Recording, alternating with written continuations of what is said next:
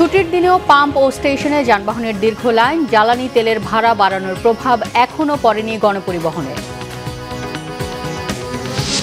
জ্বালানি তেলের দাম বাড়ার জের নিত্যপণ্যের বাজারে, বোতলজাত সয়াবিন তেল উধাও, আরও চড়েছে চাল, ডিম, তেল, আটা, ময়দার দর। ৫৮ জেলায় হামের বিস্তার, ঝুঁকিপূর্ণদের টিকার আওতায় আনার পরামর্শ বিশ্ব স্বাস্থ্য সংস্থার। মাসখানেকে পরিস্থিতি নিয়ন্ত্রণের আশা জনস্বাস্থ্য বিশেষজ্ঞদের। সাভারে রানা প্লাজা ট্র্যাজেডির ১৩ বছর, এখনও শেষ হয়নি বিচার কাজ, আহত শ্রমিকদের মানবেতর জীবন।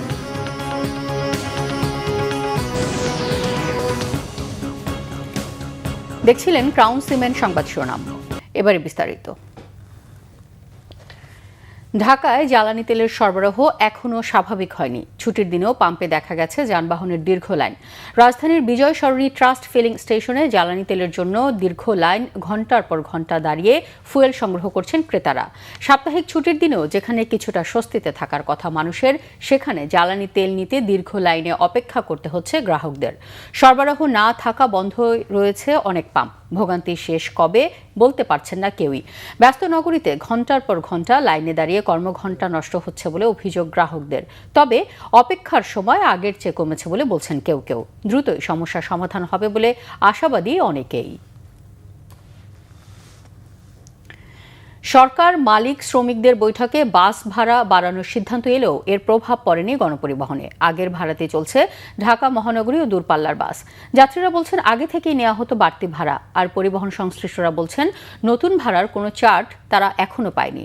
রিপোর্ট করছেন মামুন আবদুল্লাহ। মধ্যপ্রাচ্য সংকটে তেলের দাম বৃদ্ধিতে বৃহস্পতিবার বাস মালিক ও শ্রমিকদের সঙ্গে বৈঠকে ভাড়া বাড়ানোর ঘোষণা দেন সড়ক পরিবহন ও সেতু মন্ত্রী। কিলোমিটার প্রতি 11 পয়সা ভাড়া বৃদ্ধি হয়েছে। এর ফলে রাজধানীতে এবং চট্টগ্রামে 2 টাকা 53 পয়সা পার কিলোমিটার ভাড়া নির্ধারণ করা হয়েছে এবং দূরপাল্লার বাসে নির্ধারণ করা হয়েছে 2 টাকা 23 পয়সা। তবে আমরা সরজমিনে যেটি দেখলাম যে বাস ভাড়া বৃদ্ধি পায়নি। আমরা ঢাকা শহরের বিভিন্ন আপনার লোকাল বাসগুলোতে উঠে দেখেছি, সেখানে বাস ভাড়া আগের মতোই আছে। এতে সন্তুষ্ট হলেও যাত্রীরা বলছেন আগেই নেওয়া হতো বাড়তি ভাড়া, নতুন করে ভাড়া বাড়ানোর কোনো যৌক্তিকতা নেই। আর পরিবহন সংশ্লিষ্টরা বলছেন বাড়তি ভাড়ার চার্ট এখনও যায়নি তাদের কাছে। আমি স্টুডেন্ট ভাড়া দিয়েছি, 10 টাকা ছিল, 10 টাকায় দিয়ে আসি। তেলের দাম যখন বৃদ্ধি হয়েছে তখন ভাড়া বৃদ্ধি করছিল, পরে তেলের দাম কমার পরে যে পরিমাণ বৃদ্ধি করছে সেই পরিমাণ কিন্তু ভাড়াটা কমায় নেই। না মামা, যেরকম তো সেরকমের আছে, আল্লাহ যদি দেয় বাড়াইতে পারে, কিন্তু অবিলের টাকা আছে। একই চিত্র দূরপাল্লার বাস কাউন্টারেও। সংশ্লিষ্টরা বলছেন যাত্রী সংকটে নতুন করে ভাড়া বাড়ানোর চিন্তা করছেন না তারা। যাবো বরগুনা, কিন্তু ভাড়া আগের মতোই আছে। আমরা এখনো বাড়াই নাই, তারপরে দেখা যায় যদি সবাই বাড়ায় তাহলে আমরা বাড়াবো। এখন অনলাইনে দেখলাম 700 টাকা লেখা, সেখানে 100 টাকা কমাই দিয়ে 600 টাকা করে রাখতেছে। তেল বৃদ্ধির কারণে বাড়িয়েছে বলে মনে হচ্ছে না, কারণ রিসেন্টলি 600 এর মধ্যেই থাকে আর কি, 550-600 টাকা দিয়েও তেল পাওয়া যাচ্ছে না। আর টাকা দিয়ে যে কিনবো, কোনো যাত্রী সমস্যা, যাত্রী নাই। এই যে টার্মিনাল দেখেন আগামাতে কোনো যাত্রী নাই, আপনার কাছে আপনি দেখেন একটা যাত্রী খুঁজে পাবেন না। আমাদের ভাড়া আগের মতোই আছে, আপনার 650 টাকা খুলনার ভাড়া। সিদ্ধান্তের বাইরে অতিরিক্ত ভাড়া আদায় করলে ব্যবস্থা নেওয়ার ঘোষণা দেন সড়ক পরিবহন ও সেতু মন্ত্রী। মামুন আবদুল্লাহ, বাংলা ভিশন, ঢাকা। জ্বালানি তেলের দাম বাড়ার প্রভাবে রাজধানীর বাজারে নিত্য প্রয়োজনীয় পণ্যের দামে লেগেছে ঊর্ধ্বমুখী চাপ। এক সপ্তাহের ব্যবধানে চাল, ডিম, তেল, আটা, ময়দা সহ প্রায় সকল পণ্যের দাম বেড়েছে। বাজার থেকে প্রায় উধাও বোতলজাত সয়াবিন তেল। কোথাও কোথাও খোলা তেল বিক্রি হলেও দাম তুলনামূলক বেশি। আর বিকল্প হিসেবে বাজারে দেখা যাচ্ছে উচ্চ মূল্যের ক্যানোলা তেল। সোনালী মুরগির বাজারে কিছুটা স্বস্তি ফিরলেও দেশি মুরগি এখনও 700 টাকা কেজি দরে বিক্রি হচ্ছে। অন্যদিকে কুরবানির ঈদের অজুহাতে বাড়তি দামে বিক্রি হচ্ছে গরুর মাংস। এদিকে সপ্তাহের ব্যবধানে ডিমের দামও বেড়েছে ডজন প্রতি 15 থেকে 20 টাকা। অন্যদিকে বাজারে আলু, পেঁপে, টমেটো ও গাজর ছাড়া প্রায় সব সবজির দাম কেজি প্রতি 80 টাকার উপরে। এমন পরিস্থিতিতে ভোগান্তিতে পড়েছেন সাধারণ ক্রেতারা। বাজারে স্বস্তি ফেরাতে দ্রুত কার্যকর পদক্ষেপ চান তারা। বাংলাদেশের 58 জেলায় ছড়িয়ে পড়েছে হাম। টিকা না পাওয়ায় 2 বছরের নিচে শিশুদের হাম উপসর্গে বেশি মৃত্যু হচ্ছে বলে জানিয়েছে বিশ্ব স্বাস্থ্য সংস্থা। এদিকে অন্তর্বর্তীকালীন সরকারের সময় হাম সহ বিভিন্ন রোগের টিকাদান কার্যক্রম বন্ধ থাকায় শুধু হাম নয়, যক্ষ্মা সহ অন্যান্য রোগের প্রাদুর্ভাবও বাড়তে পারে বলে শঙ্কা জনস্বাস্থ্য বিশেষজ্ঞদের। দ্রুত সময়ের মধ্যে 80% শিশুকে হামের টিকার আওতায় আনার পাশাপাশি সংক্রামক সব রোগের টিকার সরবরাহ বাড়ানোর তাগিদ দিয়েছেন তারা। মোবাশ্বের আহমেদের রিপোর্টে বিস্তারিত। টিকার অভাবে শিশুদের শরীরে মিজেলস ভাইরাসের প্রতিরোধ ক্ষমতা তৈরি না হওয়ায় সম্প্রতি ব্যাপক আকারে ছড়িয়েছে হাম। রাজধানী সহ দেশের হাসপাতালগুলোতে এই উপসর্গ নিয়ে ভর্তি রোগীর সংখ্যা বাড়ছেই। এ বিষয়ে উদ্বেগ জানিয়েছে বিশ্ব স্বাস্থ্য সংস্থা। এক প্রতিবেদনে সংস্থাটি জানিয়েছে, বাংলাদেশের 58 জেলায় ছড়িয়ে পড়েছে হাম। টিকা না পাওয়ায় 2 বছরের কম বয়সী শিশুদের হামের উপসর্গে বেশি মৃত্যু হচ্ছে। বিশ্ব স্বাস্থ্য সংস্থার এই প্রতিবেদন ও দেশের স্বাস্থ্য ঝুঁকি বিবেচনায় দ্রুত ঝুঁকিপূর্ণ জনগোষ্ঠীকে হামের টিকার আওতায় নিয়ে আসতে হবে বলে জানান এই জনস্বাস্থ্য বিশেষজ্ঞ। অন্তর্বর্তী সরকারের সময় প্রায় 1.5 বছর সবগুলো টিকা দেয়া প্রায় বন্ধ ছিল। এর আগেও করোনার কারণে নিয়মিত যে টিকাদান কর্মসূচি সেখানেও বিঘ্ন তৈরি হয়েছিল এবং প্রতি 4 বছর পর পর টিকার যে বিশেষ কর্মসূচি চলমান ছিল সেটিও বন্ধ ছিল। এই সবের প্রভাবেই কিন্তু বাংলাদেশে হামের বর্তমানের এই মহামারী। তো এই মহামারীর হাত থেকে যদি আমরা বাঁচতে চাই, আমাদের প্রথম কাজ হবে যত বেশি সংখ্যক শিশুকে দ্রুত টিকাদানের আওতায় আনা। হামের প্রাদুর্ভাব মোকাবেলায় প্রয়োজনে জরুরি ক্যাম্প হাসপাতাল তৈরির পরামর্শ তার। সেই সাথে অন্তর্বর্তীকালীন সরকারের সময় যেসব রোগের টিকাদান কার্যক্রম বন্ধ ছিল সেই সব টিকার সরবরাহ বাড়ানোর পরামর্শ দেন তিনি। অ্যান্টি র্যাবিস ভ্যাকসিন যেটা জলাতঙ্ক রোগের সেটি নাই, অ্যান্টি স্নেক ভেনম সেটি আমাদের নাই, সাপের কামড়ের বিষ বিরোধী ওষুধ, জন্ম নিয়ন্ত্রণের সামগ্রী কম, যক্ষ্মার ওষুধ কমে গিয়েছে।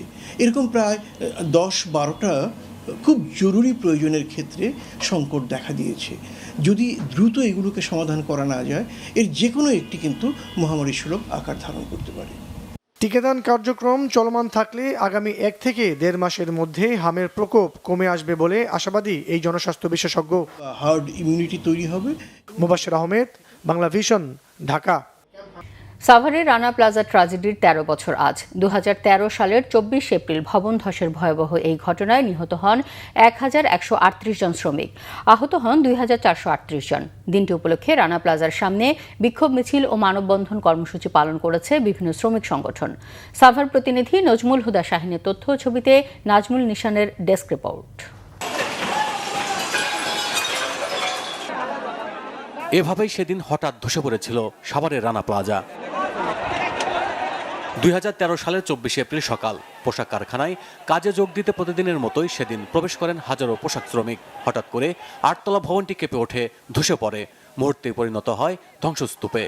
আজও এই ভয়াবহ স্মৃতি কাঁপন ধরায় প্রাণ নিয়ে ফিরে আসা শ্রমিকদের। ভয়াবহ এই দুর্ঘটনায় নিহত হন 1138 জন শ্রমিক, আহত হন 2438 জন, যাদের অনেককেই করতে হয় পঙ্গুত্ব বরণ। সে ঘটনার পেরিয়ে গেছে 13 বছর। নিহতদের স্মরণে রানা প্লাজার সামনে অস্থায়ী শহীদ বেদিতে ফুল দিয়ে শ্রদ্ধা জানিয়েছে বিভিন্ন শ্রমিক সংগঠন, শিল্প পুলিশ, আহত শ্রমিক ও নিহতদের স্বজনরা। এ সময় বিভিন্ন দাবি তুলে ধরা হয়।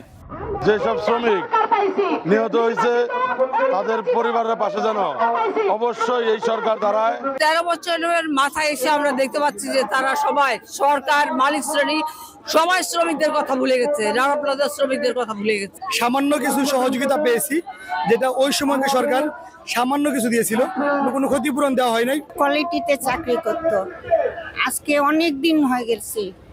ওর বাবার অসুখ, আমাদের সংসারে খুব অভাব, কিন্তু কোনো টাকা পয়সা নাই। জীবনটা তো আর ফিরে পাবো না। আমরা চাই হলো মালিক পক্ষের শাস্তি হোক। দুর্ঘটনায় ক্ষতিগ্রস্তদের পুনর্বাসনে সরকারের পরিকল্পনার কথা জানালেন উপজেলা নির্বাহী কর্মকর্তা। এখানে একটি ভবন নির্মাণ করা যায় বা মার্কেট নির্মাণ করা যায় বা মার্কেট কাম আবাসিক ভবন নির্মাণ করা যায়, যাতে এইখানে যারা ক্ষতিগ্রস্ত রয়েছে তাদের পুনর্বাসন করা যায়। তো এটা থেকে আমি যেটা বুঝলাম যে সরকার আসলে পরিকল্পনা রয়েছে, সরকার পরিকল্পনা করছেন। দীর্ঘ 13 বছর পার হলেও শেষ হয়নি বিচার কাজ। ন্যায় বিচারের প্রত্যাশায় দিন গুনছে স্বজনহারা পরিবারগুলো। Bangla vision news desk. বড় ধরনের কোনো অনিয়ম অভিযোগ ছাড়াই নির্বিঘ্নে সৌদি আরবের উদ্দেশ্যে ঢাকা ছেড়ে যাচ্ছেন হজ যাত্রীরা। দর্শক, এই মুহূর্তে আশকোনা হজ ক্যাম্পে রয়েছেন আমাদের সহকর্মী শুভ মাহফুজ, সরাসরি যুক্ত হচ্ছে তার সঙ্গে। শুভ, এ পর্যন্ত কতজন হজের উদ্দেশ্যে সৌদি আরব গেছেন এবং হজ ক্যাম্পের সার্বিক পরিস্থিতি কেমন দেখতে পাচ্ছেন? আজকে পর্যন্ত গত 7 দিনে মোট 78টি ফ্লাইট পরিচালিত হয়েছে। এই 78টি ফ্লাইটে করে এখন পর্যন্ত 31,283 জন হজযাত্রী সৌদি আরবে পৌঁছেছেন। হজ পরিচালক জানিয়েছেন আজকেও 7টি ফ্লাইট রয়েছে। এই 7টি ফ্লাইটের মধ্যে 4টি ফ্লাইট পরিচালনা করবেন বিমান বাংলাদেশ এয়ারলাইন্স, আর বাকি 3টি সৌদি এয়ারলাইন্স পরিচালনা করবেন। সব মিলিয়ে মোটামুটি এখন পর্যন্ত সুষ্ঠুভাবে সবকিছু সম্পন্ন হচ্ছে। বিশেষ করে প্রতি বছর যে হজ ক্যাম্পের যে বিশৃঙ্খলা বা অব্যবস্থাপনাগুলো থাকে, এই বছর কিন্তু সেই ধরনের বিশৃঙ্খলা বা অব্যবস্থাপনা আমরা দেখতে পাইনি। গত শুক্রবার প্রধানমন্ত্রী প্রথম হজ ফ্লাইট উদ্বোধন করেন। সেই সময় গত শুক্রবার আমরা এখানে হজ ক্যাম্পে এসেছি। সেখানে ছোটোখাটো দু একটি সমস্যা আমরা দেখতে পেয়েছি। এর মধ্যে মশার উপদ্রব, একই সাথে চারপোকা বা কম্বলের মধ্যে দুর্গন্ধ, এই বিষয়গুলা অভিযোগ করেছিলেন শুরুর দিকে হজযাত্রীরা, কিন্তু তাৎক্ষণিক ব্যবস্থা নেওয়ার কারণে সেই ধরনের কোনো অভিযোগও কিন্তু এখন পর্যন্ত নেই। তবে ছোট দু একটি অভিযোগ রয়েছে যে এবার প্যাকেজ সিস্টেম হওয়ার কারণে যে খাবারের যে বিষয়টি, খাবারের মানটি যাতে আরেকটু উন্নত করা হয়, সেই জন্য কিন্তু হজযাত্রীরা অনুরোধ জানিয়েছেন। তারা বলছে যে তাদের যে খাবারের যে মান, এতে করে তাদের যে পরিশ্রম করে এসে যে খাবারগুলো তাদের প্রয়োজন, সেগুলো কিন্তু তারা তুলনামূলক পাচ্ছেন না। এর ফলে তারা খাবারের মানটিকে আরেকটু উন্নত করার অনুরোধ জানিয়েছেন। আরেকটি বিষয় জানিয়ে রাখি, সেটি হচ্ছে যে এখানকার যে স্থানীয় সংসদ সদস্য এস এম জাহাঙ্গীর, ঢাকা 18 আসনের, তিনি কিন্তু এখানে প্রতিনিয়ত আসছেন। আজকেও এখানে এসে তদারকি করেছেন। ছোটোখাটো যে ধরনের সমস্যাগুলো এখানে দেখেন, সেগুলো কিন্তু তিনি সমাধান করার চেষ্টা করছেন এবং তিনি জানিয়েছেন যে প্রধানমন্ত্রী তাদেরকে নির্দেশ দিয়েছেন যে আসলে হজযাত্রীরা যাতে কোনোভাবেই যাতে কষ্ট না পায়, কোনোভাবে যাতে কষ্টের শিকার না হয়, দুর্ভোগে পড়তে না হয়, সেই বিষয়টি নিশ্চিত করে যাচ্ছেন তারা। তো আরেকটি বিষয় জানিয়ে রাখি, বাংলাদেশ থেকে মোট 78,500 জন হজযাত্রী সৌদি আরবের উদ্দেশ্যে যাবেন। আগামী 21 মে পর্যন্ত এই হজ ফ্লাইট পরিচালিত হবে। এখন পর্যন্ত 31,283 জন গিয়েছেন, আরও 41,000-এরও কিছু বেশি যাত্রী বাকি রয়েছে। তো এই ছিল আমার কাছে সর্বশেষ। রৌনক। শুভ, আপনাকে ধন্যবাদ। অর্থ ও পরিকল্পনা মন্ত্রী আমির খসরু মাহমুদ চৌধুরী বলেছেন, দেশ অস্থিতিশীল করার চেষ্টায় লিপ্ত যেই হোক না কেন ছাড় দেওয়া হবে না। চট্টগ্রাম বিশ্ববিদ্যালয়ে সরস্বতী জ্ঞান মন্দিরের উদ্বোধনী অনুষ্ঠান শেষে তিনি কথা বলেন। অন্যান্য দেশের তুলনায় বাংলাদেশে অনেক দেরিতে জ্বালানির দাম বাড়ানো হয়েছে উল্লেখ করে বলেন, সরকারকে উচ্চ মূল্যে জ্বালানি কিনতে হচ্ছে, তাই সামান্য দাম বাড়ানো ছাড়া উপায় ছিল না। স্থিতিশীল, সংবেদনশীল একটি দেশ গড়ার প্রত্যয় নিয়ে আমরা নির্বাচনে গেছি এবং নির্বাচিত হয়েছি জনগণের ভোটে। আমরা বাংলাদেশে স্থিতিশীলতা যদি না থাকে, সামনের দিকে এগিয়ে যাওয়ার কোনো সুযোগ নেই। যারা স্থিতিশীলতা নষ্ট করবে, তারা যেই হোক, এখানে আইনের চোখে কাউকে ছাড় দেওয়া হবে। এটা বাংলাদেশের যেরকম সংকট, সারা বিশ্বে একই সংকট, বরঞ্চ আমরা একমাত্র দেশ খুব দেরি করে কিছু মূল্য বৃদ্ধি করেছি জ্বালানি। কাপ্তাই হ্রদে মাছের নিরাপদ বংশবৃদ্ধি, প্রজনন ও স্বাভাবিক বৃদ্ধি নিশ্চিতে কাপ্তাই হ্রদে মাছ আহরণের ওপর 3 মাসের নিষেধাজ্ঞা জারি করেছে রাঙামাটি জেলা প্রশাসন। আজ মধ্যরাত থেকে 3 মাসের জন্য এই নিষেধাজ্ঞা কার্যকর হবে। জেলা প্রশাসক কার্যালয়ে কাপ্তাই হ্রদ হতে মৎস্য আহরণ ও বাজারজাতকরণের উপর নিষেধাজ্ঞা আরোপ সংক্রান্ত সভায় সর্বসম্মতিক্রমে এই সিদ্ধান্ত নেওয়া হয়। জানানো হয়, এই নিষেধাজ্ঞা অমান্য করলে কঠোর আইনি ব্যবস্থা নেওয়া হবে। সভায় কাপ্তাই হ্রদে মৎস্য আহরণের নিষেধাজ্ঞার বিষয়টি প্রচারের জন্য সড়ক ও নৌপথে মাইকিং করে সকলকে অবগত করার পাশাপাশি অবৈধ মাছ আহরণ রোধে কাপ্তাই হ্রদে ভ্রাম্যমাণ আদালতের অভিযান অব্যাহত রাখার সিদ্ধান্ত নেওয়া হয়। ফিফা বিশ্বকাপে ইরান খেলতে না পারলে তাদের পরিবর্তে ইতালির সুযোগ পাওয়া উচিত। মার্কিন প্রেসিডেন্ট ডোনাল্ড ট্রাম্পের বিশেষ প্রতিনিধি পাওলো জাম্পোলির এমন মন্তব্য নাকচ করে দিয়েছে ইতালির ক্রীড়ামন্ত্রী আন্দ্রেয়া আবোদি। তিনি এমন প্রস্তাবকে উপযুক্ত নয় বলে মন্তব্য করেছেন। এদিকে ইতালি না করে দেওয়ার সুর পাল্টেছেন ডোনাল্ড ট্রাম্প। মার্কিন পররাষ্ট্রমন্ত্রী মার্কো রুবিও বলেছেন, ইরানের খেলোয়াড়দের অংশগ্রহণে আপত্তি নেই, তবে তাদের সঙ্গী হয়ে ছদ্মবেশী IRGCর সদস্যরা আসতে পারবে না। মনির হোসেন খানের ডেস্ক রিপোর্ট। সংবাদ শেষ করব ক্রাউন সিমেন্ট শিরোনামগুলো আরও একবার জানিয়ে। ছুটির দিনেও পাম্প ও স্টেশনে যানবাহনের দীর্ঘ লাইন, জ্বালানি তেলের ভাড়া বাড়ানোর প্রভাব এখনও পড়েনি গণপরিবহনে। জ্বালানি তেলের দাম বাড়ার জের নিত্যপণ্যের বাজারে বোতলজাত সয়াবিন তেল উধাও, আরও বেড়েছে চাল, ডিম, তেল, আটা, ময়দার দর। 58 জেলায় হামের বিস্তার, ঝুঁকিপূর্ণদের টিকার আওতায় আনার পরামর্শ বিশ্ব স্বাস্থ্য সংস্থার। মাসখানেকে পরিস্থিতি নিয়ন্ত্রণের আশা জনস্বাস্থ্য বিশেষজ্ঞদের। সাভারের রানা প্লাজা ট্র্যাজেডির 13 বছর, এখনও শেষ হয়নি বিচার কাজ, আহত শ্রমিকদের মানবেতর জীবন।